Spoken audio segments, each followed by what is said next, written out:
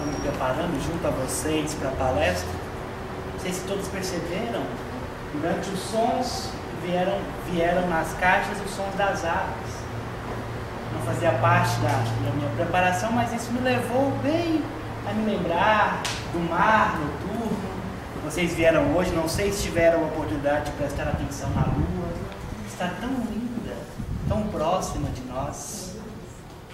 E ao lembrar das águas, eu lembrei de uma música do professor José Miguel Wisnik, que diz para nós, no seu refrão, que a vida leva e traz, a vida faz e refaz. Será que ela quer achar a sua expressão mais simples? E dentro do que nós queremos falar do Evangelho segundo o Espiritismo, da doutrina dos Espíritos, nós gostaríamos realmente de ressaltar que a vida está querendo mostrar para cada um de nós a sua expressão mais simples. Mas nós, na nossa jornada, no nosso caminhar evolutivo, complicamos tanto o processo que às vezes nós não percebemos a simplicidade das coisas. Obviamente, para chegarmos ao simples, é preciso transpormos o complexo na simplicidade dos atos, dos abraços, das conversas. Como dizia Leonardo da Vinci, a simplicidade é a forma mais sofisticada de ser. E esse é o grande desafio, é sermos simples. É fazer como Jesus, que conseguia falar de física quântica para as pessoas simples, para os pobres de espírito, que conseguia falar da pluralidade dos mundos habitados, do multiverso, em pequenos versos bonitos, dizendo: há muitas moradas na casa de meu Pai. Essa é a grande simplicidade que cada um de nós tem que lutar para adquirir, para falarmos e sermos entendidos, para agirmos e criarmos pontes para o nosso próximo. E pensando nisso, pensando no Evangelho, na vida, nós gostaríamos de convidar vocês a irmos para a Grécia Antiga, levarmos nosso pensamento lá para as pairagens gregas, para essa terra profícua, essa terra belíssima dos bardos, dos poetas, dos filósofos, dos cientistas, para lembrar de um mito grego que fala muito sobre a nossa condição existencial. Fala-nos alguns dos poetas mais antigos que existia na Grécia Antiga um ser mitológico, o ser que era a mistura de homem e Deus, chamado Sileno. Sileno, ele era tido em sua época como o homem mais sábio, o ser na verdade, porque ele não era homem completamente. Era o ser mais sábio da Terra. Ele era o maior discípulo de Dionísio. Na Grécia nós tínhamos dois grandes deuses, duas grandes forças. As forças dionisíacas e as forças apolíneas. Dionísio e Apolo. Apolo, a perfeição, a beleza, aquele que Sócrates conclamava. E Dionísio é aquele, o pai da tragédia, que na cultura romana chamavam-se de Baco, deus dos vinhos, da festa. E esse era um discípulo de Dionísio. Só que esse discípulo de Dionísio, ele falava muito da questão humana. E esse Silano carregava consigo o segredo da existência humana. E contavam as pessoas que quando ele bebia muito vinho, ele adquiria o dom da profecia e falava verdades, mas só para aqueles mais próximos do seu ciclo afetivo, que também eram pessoas especiais. Nisso, o rei da Frígia, Mídia, ou Midas, como preferirem, ficou sabendo que o Sileno estava próximo dele, estava perto do castelo em que ele morava. Então, sabendo que o Sileno ficou bêbado e mais uma vez andava se jogando, ele era uma figura grotesca, uma mistura de homem com animal, ele era muito feio fisicamente, mas tinha o dom da sabedoria de todos os tempos. Então, Midas manda prender, consegue prender este ser. Como ele estava bêbado, não foi difícil prender. O que o Midas queria saber? Ele queria saber o segredo da nossa existência. A primeira coisa que ele fez quando encontrou o Sileno foi dizer a ele: fala-me, Sileno, fala a mim agora. Qual é o segredo da nossa existência que nós não podemos saber? Por que não fala para todos? Por que carrega esse segredo contigo e esse segredo te deixa como um bêbado jogado? Te deixa sozinho? E Sileno diz: não, você não está pronto para saber. Quem é você para querer saber um segredo que pode arruinar toda a sua existência? Eu não vou te falar. Então ali o rei manda os seus servos torturarem até o ponto realmente de Sileno falar. Quando Sileno resolve falar, ele olha nos olhos do rei e diz: tu não devias saber, era melhor que não soubesses, mas devido à tua arrogância eu vou contar o segredo da tua existência. O grande segredo da tua existência, homem fugaz, homem miserável, é que não deverias nem existir. Tamanha é a desgraça da sua condição existencial. Mas já que vocês existem, é mais fácil que morram rápido, porque a vida de vocês não vale a pena. Então esse era o grande segredo. Um grande segredo que é estarrecedor e triste, aparentemente. E nós vamos ver que outras culturas correspondiam a esse segredo, falando dessa nossa herança perdida, falando dessa tristeza que carregamos conosco. Se nós vimos, por exemplo, na Bíblia, Adão e Eva, eles viviam no paraíso em felicidade e foram dali expulsos. Então, se sentiram abandonados da sua terra natal. Se nós formos nas histórias judaicas mais antigas, e tem várias, vão algumas nos falar que quando Adão e seus companheiros se reuniram pela primeira vez na terra, então essas histórias judaicas já consideram outro mundo. E eles se reuniram em conversa naquele mundo novo, e à noite que Adão viu, ele se prostrou no chão de joelhos e começou a chorar. Porque Adão nunca tinha visto as trevas na vida dele. Ao chegar na terra, foi que a escuridão fez parte de sua existência. E é nesse sentido que nós vamos ver lá no Evangelho segundo o Espiritismo, no capítulo 5, que não por acaso é o capítulo mais extenso do Evangelho segundo o Espiritismo, um item chamado a melancolia. É um item pequeno, ele tem 3 parágrafos. E nós temos o hábito de pular, né, determinadas leituras ou passar e não perceber. É porque também às vezes estamos procurando outras coisas. Mas essa é uma das lições mais importantes do Evangelho, porque ela fala justamente da nossa existência, da nossa condição existencial. Fala dessa melancolia. Melancolia que John Milton vai escrever um livro chamado Paraíso Perdido, que é que nós trazemos conosco esse sentimento de pertencimento ao mundo no qual nós não estamos mais. É por isso que o homem primitivo desenhava na caverna caminhos para o cosmos. É por isso que se nós formos na América e vemos alguns desenhos dos ameríndios da América do Norte, nós vamos perceber que esses homens já desenhavam discos voadores e seres que vinham do céu e entravam em contato com eles. Se nós formos aos maias, astecas, vamos perceber também essas pinturas. Se nós formos no Egito, nós vamos perceber toda uma construção dos faraós com as pirâmides, de um mapa astronômico que mostra para nós um caminho para onde nós deveríamos ir. Se nós formos para a Grécia, nós vamos ver vários poetas falando que estamos aqui exilados. Se formos para a Índia, vamos ver as construções apontando para o céu e vamos ver o Rig Veda sendo o grande caminho para que nós consigamos transcender a expiação da reencarnação. E vindo essas tradições, esquecendo algumas, nos perdendo em outros momentos da história, nós nos encontramos no presente momento. Num momento muito triste da nossa existência, em que às vezes nós achamos que as pessoas estão cada vez mais solitárias. Nós temos redes sociais, temos mais pessoas no mundo, temos mais pessoas aglomeradas em espaços públicos cada vez menores, e ao mesmo tempo estamos diante das pessoas mais solitárias. Pessoas que às vezes se sentem isoladas no universo, se sentem isoladas na multidão. Pessoas que buscam uma felicidade que aparentemente está num horizonte tão distante. Pessoas que sentem esse sentido de pertencer a algo que está perdido. Pessoas que trazem consigo essa melancolia que parece mais viva todos os dias. Parece que realmente as histórias tristes que os antigos nos contam se tornam verdade. Nós nos sentimos cada vez mais perdidos. Nós nos sentimos com a vida cada vez mais difícil, com a vida cada vez mais agitada, mas ao mesmo tempo com a vida aparentemente cada vez mais vazia. Nós estamos muitas vezes, como dizia o poeta, que nos perdemos em nós mesmos e hoje nós nos sentimos com saudade de nós, porque nós nos transformamos em labirintos. E a grande questão da vida é a autodescoberta. É voltarmos para nós e buscarmos a essência daquilo que somos.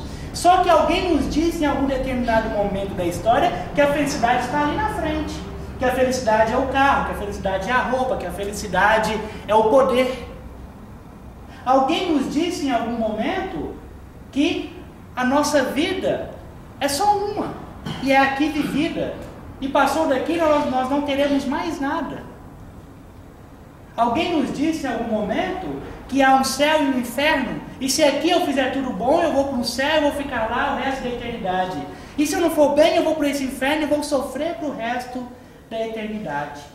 Mas outras pessoas nos falaram dos espíritos, nos falaram que nós temos que ser caridosos, nos falaram que nós devemos amar, mas não nos mostram como esse amor é grandioso e pode se manifestar desde as simples formas até as formas mais complexas da existência. Que a caridade é a condição existencial do ser. Aquele que se nega à caridade se nega a si mesmo, sufoca os seus sentimentos, começa a trabalhar em circuito fechado, por consequência adoece. Porque todos os seres humanos encarnados na Terra hoje, sem nenhuma exceção, são seres melancólicos. É condição existencial. Por isso há este item no Evangelho segundo o Espiritismo. Quando o Espírito começa a nos dizer que o corpo vem a ser o presídio, a prisão do Espírito. E de fato é. Mas se o corpo é a prisão do Espírito, nós devemos maltratar este corpo? Nós devemos lançar discursos de ódio a esse mundo e à nossa condição?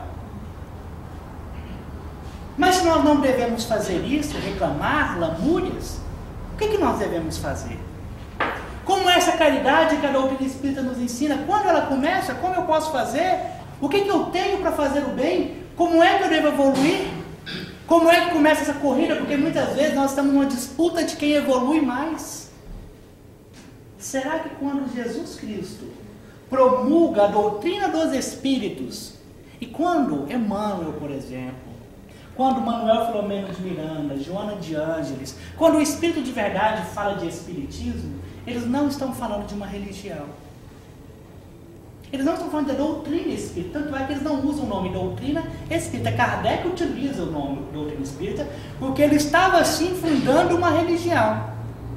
Mas quando, por exemplo, o Espírito de Verdade, no capítulo 6 do Evangelho segundo o Espiritismo, o Cristo Consolador fala do Espiritismo, ele está falando da revelação dos Espíritos. Ele está falando que da reencarnação, que vai ser crença comum daqui a alguns anos. E na verdade, a maior parte da humanidade terrena é reencarnacionista. E não o contrário. Quantos hindus, chineses, egípcios, inclusive algumas ramificações do judaísmo tradicional, são reencarnacionistas? Quantas filosofias espiritualistas defendem a reencarnação? Quando nos falam os espíritos sobre a comunicação deste mundo com outro mundo, isso não são questões de uma religião, são verdades que mais tempo ou menos tempo serão reveladas a todos, já estão sendo. Só que nós, da condição na qual estamos, nós só vemos aquilo que queremos ver. O sol pode brilhar na minha frente e eu não querer percebê-lo. E muitos de nós, tamanha a nossa imperfeição, e esse é o grande problema dos extremos, porque a luz e as sombras têm o mesmo problema se elas forem intensas. Elas cegam. As trevas em grande intensidade nos deixam cegos. Mas a luz em grande intensidade nos cega na mesma medida. Nós às vezes não estamos nem prontos para certas verdades, para certos conhecimentos. E Jesus é pedagógico. Então ele vai nos ensinando a amar o nosso próximo, a amar o nosso inimigo. Ele nos ensina que devemos fazer o bem agora para receber o bem depois. Então isso é um professor falando para crianças espirituais. Depois nós vamos passando para as próximas fases da existência. Só que aí nós olhamos para o mundo do século XXI. Passamos por tanta coisa. Olha, vamos lembrar a história. Falamos do mito de Sileno, falamos sobre Adão e Eva, sobre outras culturas. E deste tempo para cá, nos últimos 3.000 anos de história, até chegar no século XX, se nós formos contar só da Grécia, nós não estamos nem levando em consideração a África. E também nós estamos levando em consideração o Oriente, a Índia, que são bem mais antigos que a história dos gregos e dos judeus. Até chegarmos no século XX, nesses últimos 100 anos do século XX, de 1901, até o ano de 2001, nós evoluímos filosoficamente e cientificamente mais do que nos outros 3.000 anos de história.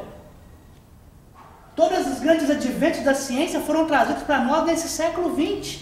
Até então a Terra vinha sendo preparada para isso. Se nós olharmos agora, nós estamos em 2016, se nós pegarmos o ano de 2001 e fizermos uma análise e olharmos, olha o quanto o mundo já se transformou de 2001 para cá. E nós só estamos no início deste século.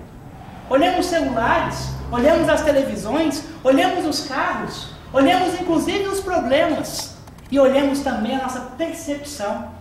Porque agora nós estamos olhando para o mundo, porque nós não estamos percebendo a consolação do Evangelho com os olhos pessimistas. Nós estamos deixando a melancolia tomar conta.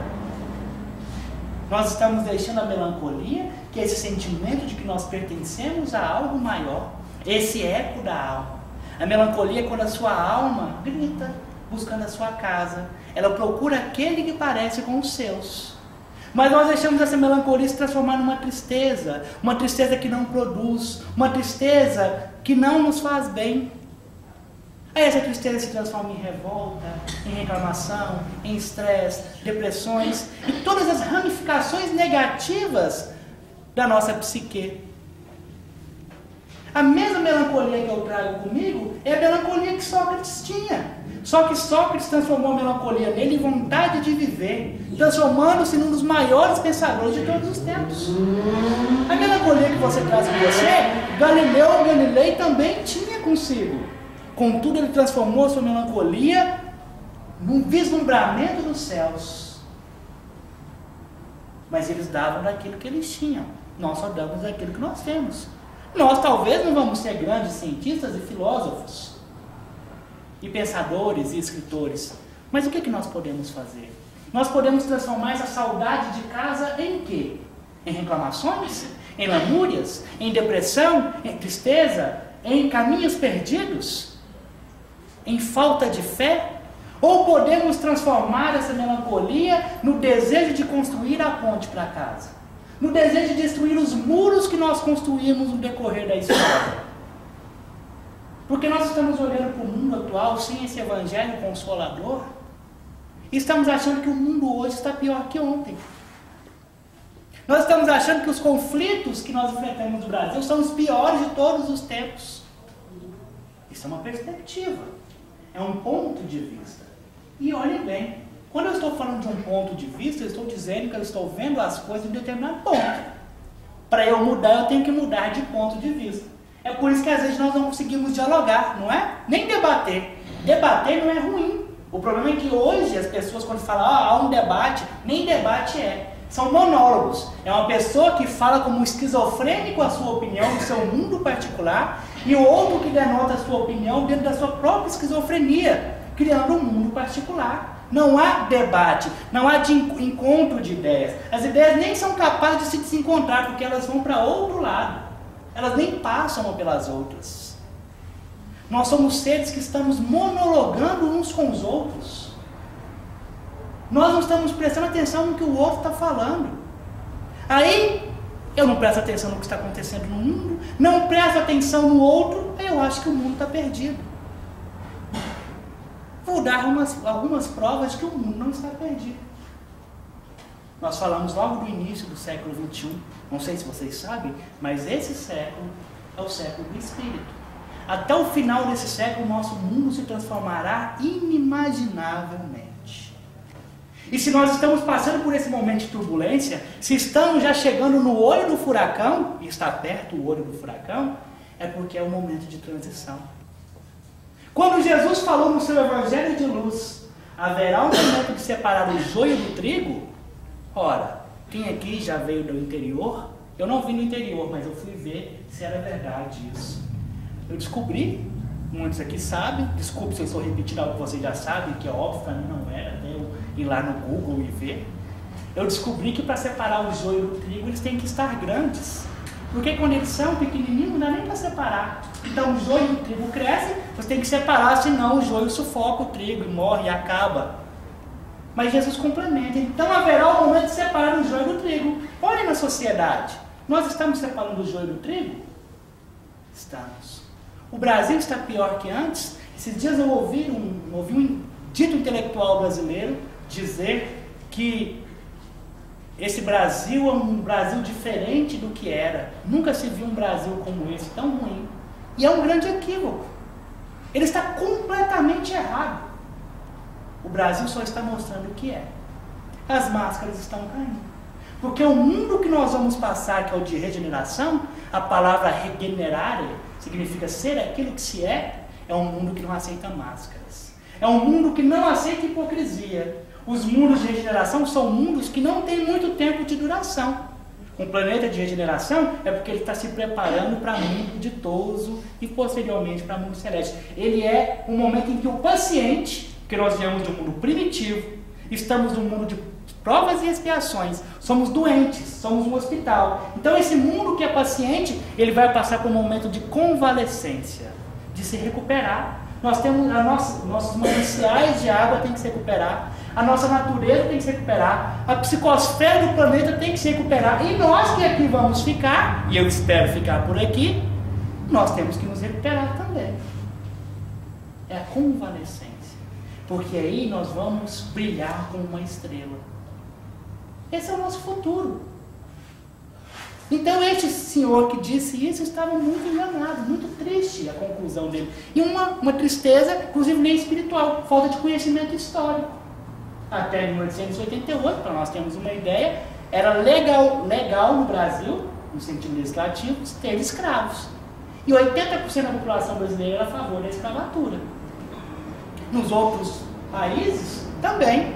Nós tínhamos, por exemplo, em alguns países do mundo, a lei da prima noctua, onde o coordenador de terras, né, o patrício da região, quando um rapaz e uma moça se namoravam e queriam casar, a primeira noite da moça era com o senhor das terras.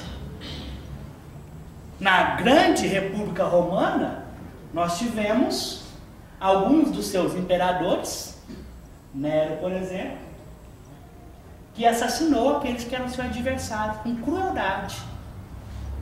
Nós tivemos outros que elegeram cavalos como senadores. Fez o cavalo entrar no Senado romano e elegeu o seu cavalo como senador, com direito de voto também, isso na grande Roma.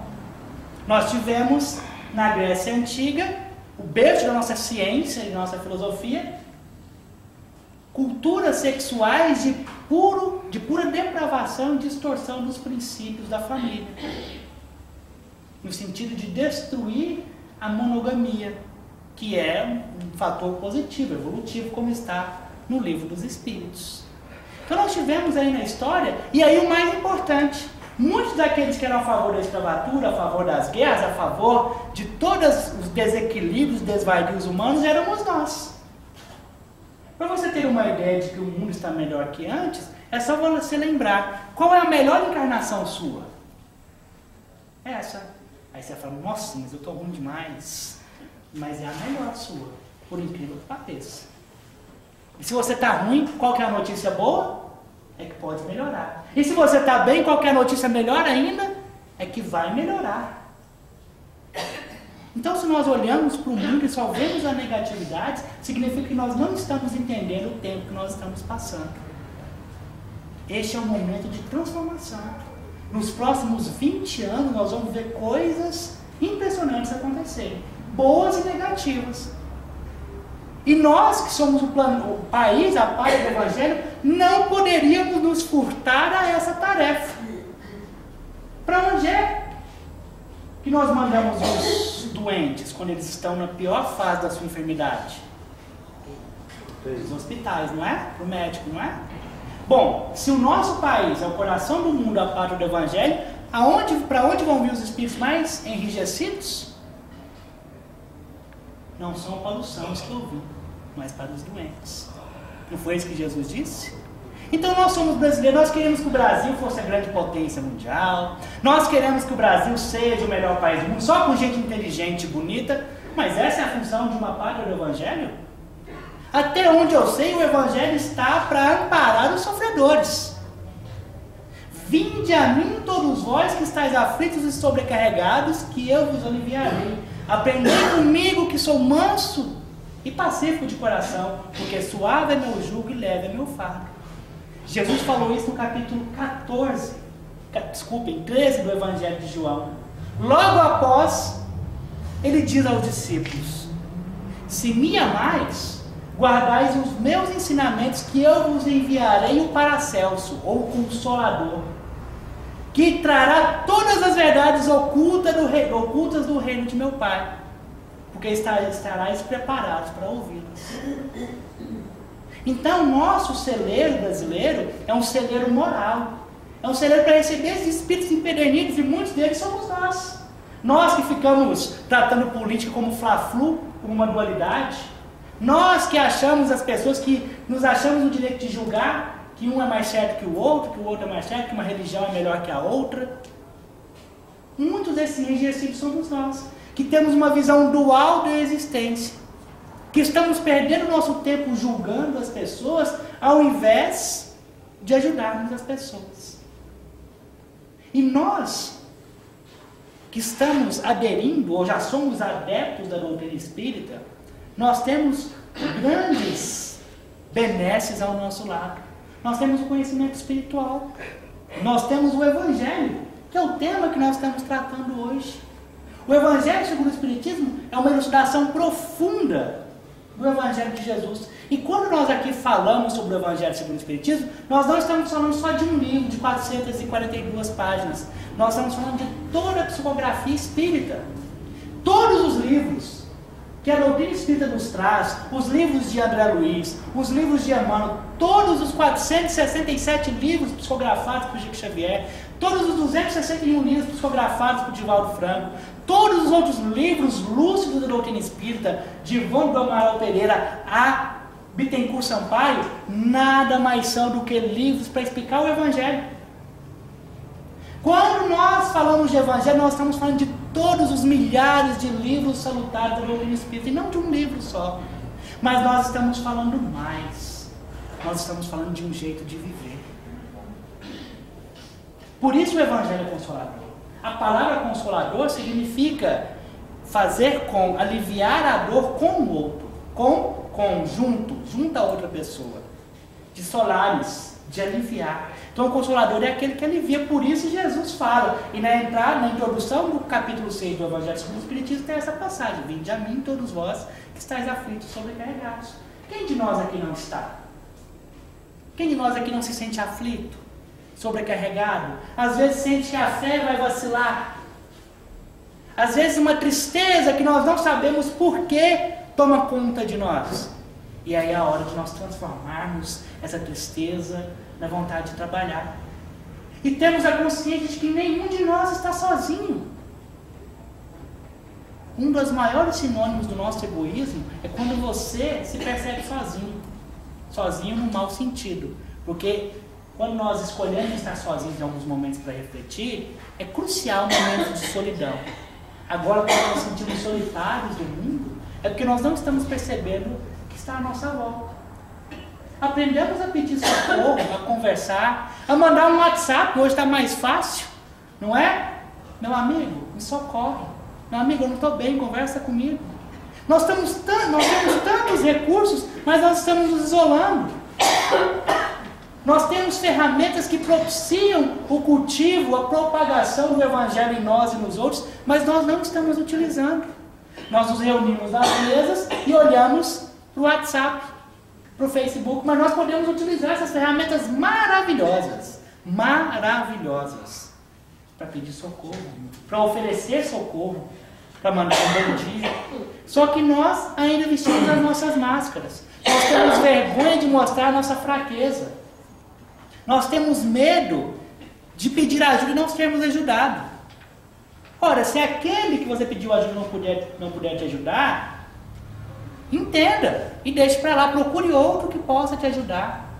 Os Espíritos se reuniram, e como nos diz lá no livro dos Espíritos, eles são as virtudes dos céus. A palavra virtude vem de força. Tanto é que quando a mulher hemorroísa toca em Jesus, ele diz: sinto que virtudes saem de mim, é física. Sinto que força potencial sai de mim. Porque força é transformadora. Transforma. Então ele está falando de física. Então os Espíritos são as forças do céu, são as potências de vida, vontade de poder, vontade de potência, vontade de transformação. É nesse sentido. É por isso que os Espíritos assim se descrevem. Eles estão conosco. Então eles se reúnem, respondem as perguntas de Kardec e fazem o Evangelho segundo o Espiritismo. O Evangelho, vocês sabem, é a síntese dos 4 Evangelhos, que são os 4 documentos históricos da vida de Jesus. Mateus, que foi aquele evangelista que reuniu os discursos de Jesus, tanto é que o principal discurso é proferido na terra, e aí fica uma tarefa para casa. Peço a todos encarecidamente, leiam mais o Sermão do Monte. Leiam mais o Sermão do Monte. Gandhi, embevecido pelo Sermão do Monte, chega à conclusão de que se todos os livros sagrados da humanidade fossem queimados e sobrasse uma cópia que seja do Sermão do Monte, nada estaria perdido. O Sermão do Monte foi o discurso mais belo, mais importante, mais profícuo e o discurso que ficará para sempre na Terra. Porque se até agora no planeta de provas e expiações são os 10 mandamentos a base da nossa legislação, no planeta de regeneração e no planeta ditoso, a base da nossa vida vai ser o Sermão do Monte. Percebendo isso, os Espíritos reúnem essa falange que conta com todos os evangelistas, com os 12 apóstolos, falange que conta com Lamennais, que conta com São Luís, que conta com Sócrates. Estes são os Espíritos que estão trazendo a doutrina espírita para nós em sua essência, em seu início na França. Eles escrevem este livro, que reúne 74 passagens do Evangelho de Mateus, que é o evangelista mais citado no Evangelho segundo o Espiritismo. Quando eu falo citado, hoje seria mais fácil, seria Ctrl+C, Ctrl+V. São frases do Sermão do Monte. Ou desculpem, do Evangelho de Mateus. O segundo evangelista mais citado é Lucas. Ele é citado 31 vezes. Lucas, que escreveu o Evangelho mais sofisticado, com o grego, ele era macedônio, um grego melhor de ser lido, que podia ser divulgado, tanto é que é o Evangelho mais lido. Nós temos logo após isso 18 citações de Marcos. Marcos é um evangelho vulgar, que é uma síntese do Evangelho de Mateus. Marcos e Lucas não conheceram Jesus. Lucas era amigo de Paulo, escreveu o Evangelho de acordo com as narrativas de Paulo, conheceu Maria, escreveu também. Marcos não conheceu Jesus. Marcos, o nome dele era João Marcos, era sobrinho de Pedro, e escreveu para os romanos recém-convertidos. E o último evangelho, que é o de João, que é citado 14 vezes, mas por uma questão muito simples. O Evangelho de João é o Evangelho pneumático, o Evangelho da alma. Os 3 primeiros evangelhos, na história da tradução dos evangelhos da pesquisa, nós chamamos de sinópticos, porque podem se olhar com o mesmo ângulo de visão. Mas para nós termos uma ideia da importância desse Sermão do Monte, do que é o Evangelho, se nós pegarmos aí os 2 primeiros evangelistas, então, como eu disse, Mateus é citado 74 vezes. Das 74 citações de Mateus, 30 são do Sermão do Monte. Então tem 30 frases do Sermão do Monte que foram retiradas e colocadas no Evangelho, segundo o Espiritismo. O segundo evangelista mais citado, como eu disse, é Lucas. Quer dizer, na totalidade do Evangelho de Lucas tem 31 citações. Só de citação do Sermão do Monte é quase o mesmo tanto. Só que das 31 citações do Sermão do Monte, de Lucas, 9 se referem ao Sermão do Monte. Se nós pegarmos o Evangelho segundo o Espiritismo e olharmos o índice dele, nós vamos perceber que dos 28 capítulos do Evangelho segundo o Espiritismo, 14 títulos são frases do Sermão do Monte. Não vim destruir a lei, as bem-aventuranças estão todas lá. Dai gratuitamente o que gratuitamente recebeis, batei se vos abrirá. São frases, são versos do Sermão do Monte. Se nós pegarmos todo esse conjunto e matematizarmos, nós vamos perceber que 80% do Evangelho segundo o Espiritismo é uma análise profunda do Sermão do Monte. O Sermão do Monte começa com as bem-aventuranças. Bem-aventuranças é felizes. Felizes os pobres em espírito. E termina a última bem-aventurança, é a 7ª. Não são 9, as outras 2 são consequências. Que é bem-aventurados os pacificadores. Quem são os pacificadores? São aqueles que levam a paz. Jesus veio à Terra para trazer a paz interior. Jesus está falando no Sermão do Monte a gênese da nossa existência. Ele está falando o que Silano falou, mas mostrando mais. Ele está dizendo, olha, vós sois pobres em espírito. Vocês trazem essa melancolia com vocês. vocês são aflitos, mas vocês vão adquirir a misericórdia, vocês vão adquirir a mansuetude e chegarão a ser espíritos pacificadores. Jesus ensina no Sermão do Monte a como sermos um espírito crístico, a como sermos Jesus. O Sermão do Monte é um espírito crístico ensinando como se faz para ser um espírito crístico. É Jesus contando a sua história. Por isso ele termina o Sermão do Monte dizendo: aquele que ouve as minhas palavras e não as pratica, não as coloca em prática e apreende, é como um homem imprudente que constrói a sua casa na areia. Com os primeiros ventos e tempestades eles a derribarão. Mas aquele que ouve as minhas palavras, apreende e as pratica, é como um homem prudente que constrói a sua casa sobre a pedra. Imagine, vocês têm engenheiro ou arquiteto aqui, construir a casa sobre a pedra deve ser bem mais difícil. Mas nenhum vento, nenhuma tempestade depois de prontas, a derribarão, a destruirão. Então nós devemos transformar essas pedras que trazemos conosco em construção. Nós devemos transformar essa melancolia que trazemos conosco no caminho de volta para casa. E aí nós vamos entender o que é a felicidade. Porque nós poderíamos substituir a palavra homem de bem, mulher de bem, por homens felizes. Ficaria até melhor de divulgar. A doutrina espírita, meus amigos, minhas amigas, é a doutrina da felicidade. O cristianismo é a doutrina da felicidade. E a gente ouve: a felicidade não é desse mundo, não é? Realmente não é. Sabe por que a felicidade não é desse mundo? Porque a felicidade é tão grandiosa, é tão espetacular, é tão fantástica, que ela começa a ser construída agora e nunca vai acabar. Porque ela pertence ao universo. Ela é de todas as casas, ela é das moradas de Deus. E a felicidade não é o que nós estamos buscando lá na frente. Como dizia Aristóteles, o filósofo da eudaimonia, que é a palavra daimonia significa felicidade.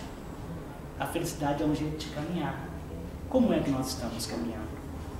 Quando nós caminharmos de jeito equilibrado, sem entrarmos em colapso com a lei de Deus, nós seremos felizes. E a felicidade que nós vamos trazer conosco é a felicidade de fazer os outros felizes. Porque não há felicidade se o meu riso não desperta outros risos também. E é esse o segredo da nossa existência. Nós estamos no momento e nessa tristeza, mas Deus está trabalhando para a nossa felicidade. Deus quer você feliz, basta você querer também. Porque a gente só pode fazer feliz quem quer ser feliz. Não dá para fazer feliz quem não quer. E a melancolia, ela é transitória. Quando a gente chegar em casa, que são os mundos maiores, essa melancolia vai passar. E sabe o que nós vamos fazer? Nós vamos olhar para Deus, olhar para os espíritos maiores que nós e vamos pedir encarecidamente: por favor, permitam que eu volte aos planetas onde há plantas e ranger de dentes, porque é lá meu lugar. Porque se um irmão no universo ainda chorar, não tem sentido eu ser feliz também. Isso é evolução. A felicidade é fazer felicidade para o outro. E isso é o amor no final das contas. Então, meus irmãos, que nós tragamos isso para o nosso interior. Façamos essa leitura, façamos essa perspectiva nova do mundo. Nós não estamos nos piores tempos. Nós estamos nos tempos de transição. Mas se nós não nos adequarmos a essa nova realidade, de fato nós vamos conseguir ficar num mundo novo. Teremos que ir para aqueles mundos que estejam de acordo com a nossa evolução. Mas que nós leiamos o Sermão do Monte, entendamos e façamos do Evangelho um jeito de viver. Uma boa noite a todos e que Deus guie os nossos passos. Muito obrigado, Diego.